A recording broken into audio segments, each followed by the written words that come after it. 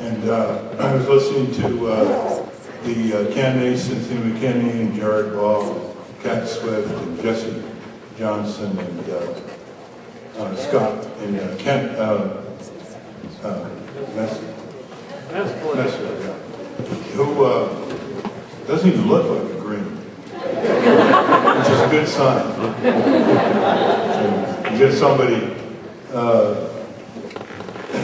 somebody who, and it's very important to note this, you get somebody who is in government, isn't working in areas that often don't reflect green backgrounds, then you know something is spread. So I've been given 7 minutes, and I'm not accustomed to that.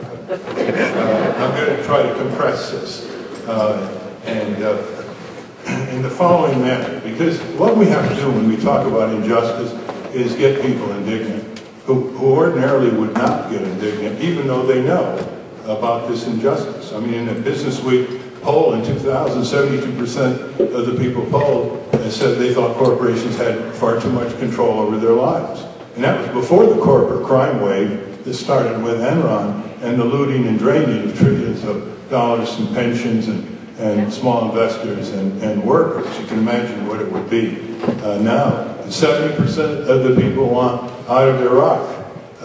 They oppose the Bush-Cheney criminal regime on that important quagmire. And yet nothing moves.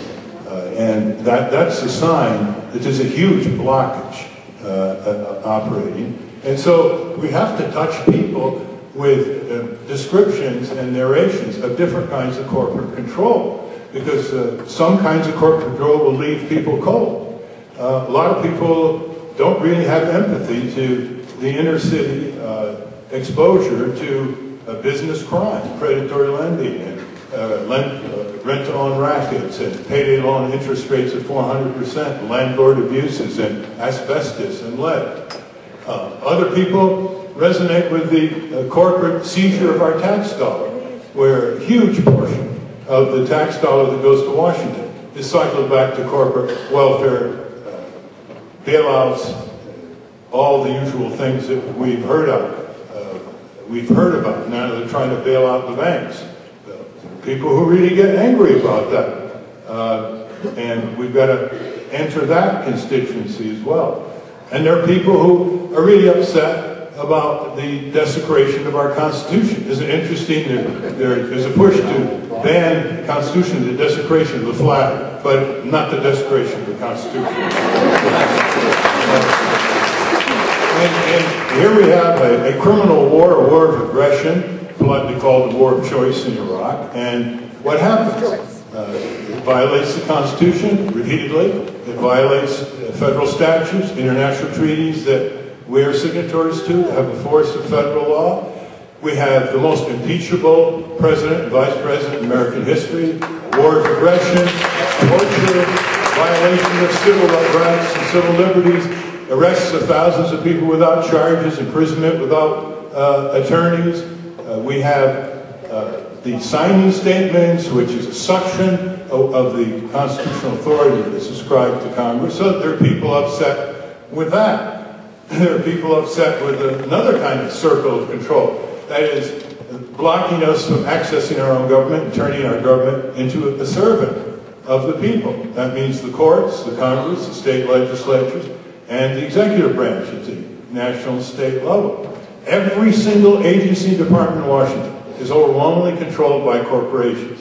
They have 10,000 political action committees. They put their high executives in high government positions, and they have 35,000 full-time lobbyists connected with their supporters around the country.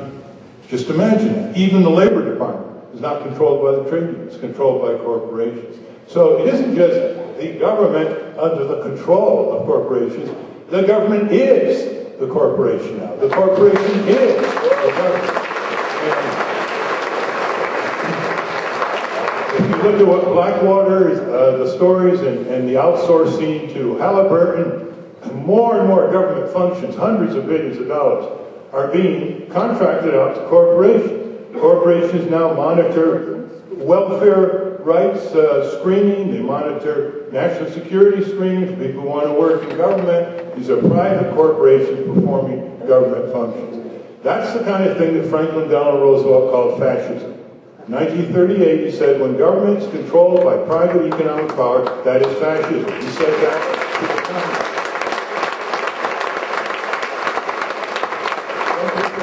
Some people are really upset about the greed in power. That the head of Walmart makes $11,000 an hour, 8 hours a day, and workers are making $6.50, $7, $8, $9, $10 an hour in Walmart. And that's not the highest paid executive. People feel that that's not fair for some reason. There are people who are upset about corporate control of our genes, our genetic inheritance, which are now patenting gene sequences.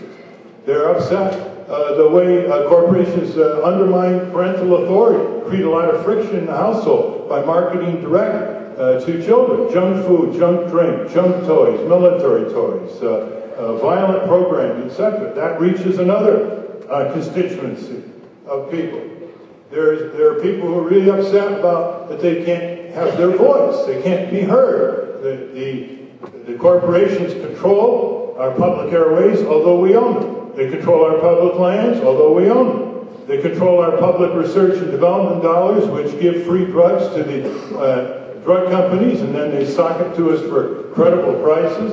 And it's government, it's owned by the people. Those dollars of research development that developed the semiconductor industry and aerospace and biotech and a lot of the pharmaceutical industry, they weren't done by these corporations. They didn't want to put their money in there. It was government tax dollars, your tax dollars. Some people really get upset about that. And so you have to interface with more and more people different cycles of corporate control. There are all kinds of great books that have come out.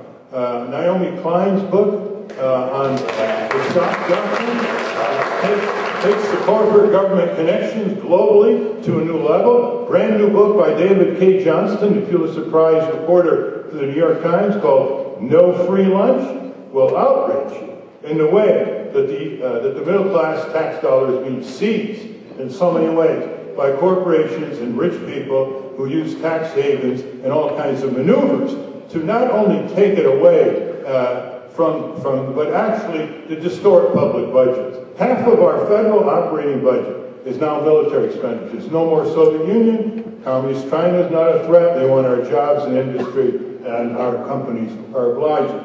Some people are very upset at the lack of patriotism of corporations. These corporations were born in the USA. They became very, very profitable on the sweat of workers. When they had to be bailed out, they went to Washington. When they got in trouble overseas in their exploitation, they called on the U.S. Marines. And yet they have no allegiance whatsoever to our country or community, other than control them or abandon them to communist China or some other oligarchic or dictatorial regime where they can pollute at will and grind the workers down to a frazzle. Some people are really upset. Others are upset about the devastation of the air and water and soil that are the prerequisites of life on Earth, and how there seems to be no boundaries to the greed and power of the commercial instinct driven by corporate hegemony, control of our elections, control of our media, control of the workplace, control of technology, and control of our government. They go for total control. Anybody who doubts that, go back to history. How far did corporations or the business community go when they could go as far as they wanted to? It's called slavery. It's called sweatshops in the third world. It's called denying the basic necessities of human beings in order to get that nth degree of profit and greed and power, which is why every major religion warned its adherents, do not give too much power to the commercial interests, to the merchant class, because it brooks no tolerance when it collides against human rights, civic values, access to democracy, the voice of the people, health and safety.